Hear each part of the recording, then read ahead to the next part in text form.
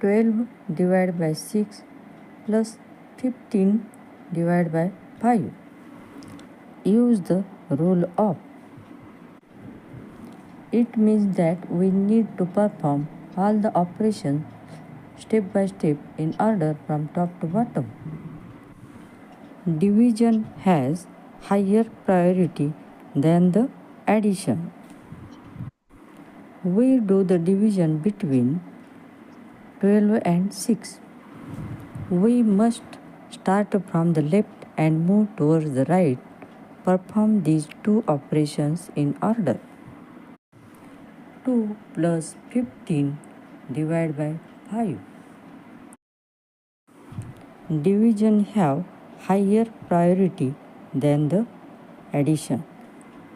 We do the division between 15 and 5. 2 plus 3. We do the addition between 2 and 3 is equal to 5. 5 is the correct answer. Write your correct answer in comment. Channel को subscribe कीजिए, video को like share और comment कीजिए, subscribe कीजिए।